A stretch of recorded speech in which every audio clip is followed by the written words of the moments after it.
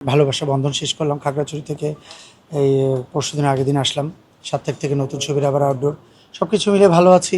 এখন তো আমাদের 24 তারিখে তো এই প্যানেলের আমাদের এখন যে কার্যনির্বাহী সদস্য আমরা যারা পরিষদ আছি, পরিষদের লাস্ট 24 তারিখ। এরপর আবার সেই নতুন দিনের জন্য নতুন একটা নির্বাচন আসছে সামনে। এসব কিছু নিয়ে সব এই প্ল্যানের ভিতরে আছি সবাই মিলে আর কি। আপনাকে ধরে নিতে হবে যে আমরা 2 বছরের একটা কার্যনির্বাহী পরিষদ। এর ভিতরে 5ই আগস্টের ঘটনার কারণে 2টা চ্যাপ্টার পুরো দেশটাই 2 রকমের একটা পরিবেশ বিরাজমান ছিল। সেখানে নতুন সরকার ছিল না, যার জন্য আমরা চাইলেও কোনো কিছু আমরা শিল্পী সমিতির পক্ষ থেকে ইচ্ছা থাকলেও অনেক সময় অনেক কিছু করতে পারি নাই। নতুন সরকার গঠন হয়েছে, সেক্ষেত্রে আমরা চেষ্টা করেছি আমার সমিতির মেম্বারদের পাশে থাকার জন্য। এদিকে আমাদের সমিতির যিনি সেক্রেটারি আমাদের মনোহর হোসেন দীপজল সাহেব, উনিও একটু আমাদের থেকে একটু দূরে আছেন এখনও। ঋষা ভাইয়ের এর ভিতরে 2বার আমেরিকাতে যেতে হয়েছে, তো 2বারে প্রায় 2-3 মাস করে ওনাকে থাকতে হয়েছে ওখানে। তা সব কিছু মিলিয়ে আমরা মনে করেছিলাম যে নতুন সরকার আসার পরে আমরা সুন্দর দিন বা সুন্দর কিছু আমার সমিতির মেম্বারদেরকে উপহার দিব। বাট তার ভিতরে তো আমাদের মেয়াদই শেষ হয়ে গেল। এই মাসে আমাদের 24 তারিখ মেয়াদ শেষ। আশা করছি আমাদের নির্বাচনটা সুষ্ঠু হবে, সুন্দর একটা নির্বাচন হবে সামনে। সেই নির্বাচনে পরবর্তীতে যারা আসবে, আমার মনে হয় নতুন সরকারের সাথে সাথে তারাও নতুন কিছু সম্ভাবনা নিয়ে আসবে আমাদের মেম্বারদের জন্য। কালার এক্সপার্ট এবং ডার্ক স্যাপ সমৃদ্ধ অরিক্স অ্যাডভান্স ডিটারজেন্ট পাউডার আপনার লন্ড্রি এক্সপার্ট। আমাদের প্রত্যাশার জায়গা হচ্ছে, আমরা তো সবাই নির্বাচনের আগে বলি যে আমরা আসলে অনেক কিছু করব, কিন্তু সময় সুযোগ অনেক কিছু আমাদের অনুকূলে থাকে না, যার জন্য আমরা অনেক সময় অনেক কিছু করতে পারি না। বাট এবার আমরা যারা আছি, এবার আমরা যে পক্ষই যে কটা প্যানেলই হোক না কেন, আমরা সবাই খুব আন্তরিক। সবার টার্গেট একটাই, আমরা সবাই কিভাবে আমার মেম্বারদের ভালো করব। সো আমরা সবাই মিলে একটা প্ল্যান করছি, দেখা যাক আমার দল হোক বা আমি কোনো দলে কাজ করি বা অন্য কোনো বিপরীত দল হোক, সবাই মিলে একটাই প্ল্যানিং যে আমরা শিল্পীদের জন্য ভালো কাজ করব। এখন সামনে হয়তো আর 1 মাসের ভিতরে আমাদের তফসিল ঘোষণা হবে, এর ভিতরে আমার নির্বাচনের ডেটও পড়ে যাবে। আর আমরা নির্বাচনের ডেটে যার যার মতো করে দলগুলা তাদের ইশতেহার ঘোষণা করবে। সো ইশতেহারটা আমি এখন বলতে না চাই, সামনে যেহেতু সময় আছে, অনেক সময় পড়ে আছে ইশতেহার ঘোষণার, আমি তখনই জানাবো।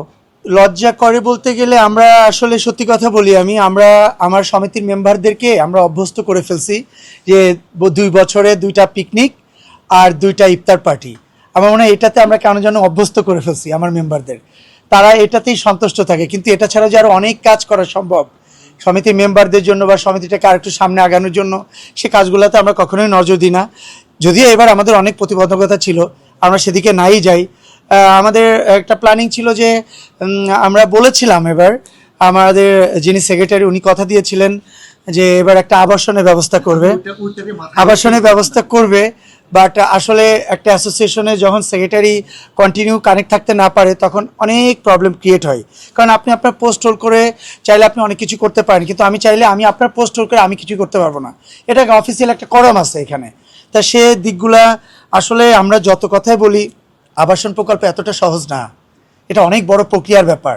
তাই যদি না হতো, এর আগ থেকে আপনার সে 84 সাল থেকে এই পর্যন্ত, এখন তো আমরা ইন্ডাস্ট্রিতে কিছুই না। এটা রাজ্জাক সাহেবের তৈরি করা, সোহেল রানা স্যারের তৈরি করা, ফারুক ভাইয়ের তৈরি করা, আলমগীর স্যারদের তৈরি করা। তারা এই 84 সাল থেকে এই পর্যন্ত আসছে। তারা কি চায়নি এই কাজটা করার জন্য? তা কিন্তু পারে নাই। এত সহজ না, আমরা মুখ দিয়ে বলাটাই সহজ। সো আমি মনে করি যে পরবর্তীতে আমরা যেটা করতে পারবো আমরা সেটাই আমার মেম্বারদেরকে কথা দিব। মিথ্যা আশ্বাস দিয়ে স্বপ্ন দেখিয়ে আমার মনে হয় এটা একদম করা ঠিক না। এটা আমার নিজের কাছেও জবাবদিহিতার জায়গা একটা থেকে যায়। সো আমার মনে হয় যে যেটা আমরা করতে পারবো, কারণ আবাসন ছাড়া অনেক কাজ করার আছে, আবাসন ছাড়া অনেক উপকার করার অপশন আছে, সেই জায়গাগুলোতে আমাদের একটু সময় দিতে হবে। আমরা অনেক স্ট্রং কিছু ইশতেহারে নিয়ে আসবো এবার, যেটা 100% আমরা করে দেখাবো। সেটা শুধু 2 বছরে না, আমি 1 বছরের চ্যালেঞ্জে ওটা আমরা করে দেখাবো। এটা আমাদের টার্গেট, বাকিটা দেখা যাক কী হয়। আমি এটা বলবো প্রতারণা না, কারণ আমি যখন আমার শিল্পীদের সেবা করতে যাব, আমি সর্বোচ্চ দিয়ে চেষ্টা করব। আমার তো ইচ্ছা থাকে আমার শিল্পীদেরকে আমি আকাশে নিয়ে আমার বনভোজনটা করব আমি পুরো উড়োজাহাজের উপরে। আমি একটা শিপ নিয়ে পুরো শিপের উপরে বনভোজন করব, কিন্তু আসলে সময়টা বা সুযোগটা বা ইকোনমিক্যালি সাপোর্টটা অনেক সময় পাওয়া যায় না। আমার ইচ্ছা থাকে বাট পারি না করতে। এরকম প্রতিটা প্যানেলই যখন আসে তাদের একটা বড় বড় ইচ্ছা থাকে, কিন্তু ক্যাপাসিটিটা হয়তো বা তাকে সাপোর্ট করে না, এরকম কিছু একটা। আমি প্রতারণা বলবো না এটাকে। কালার এক্সপার্ট এবং ডার্ক স্যাপ সমৃদ্ধ অরিক্স অ্যাডভান্স ডিটারজেন্ট পাউডার আপনার লন্ড্রি এক্সপার্ট।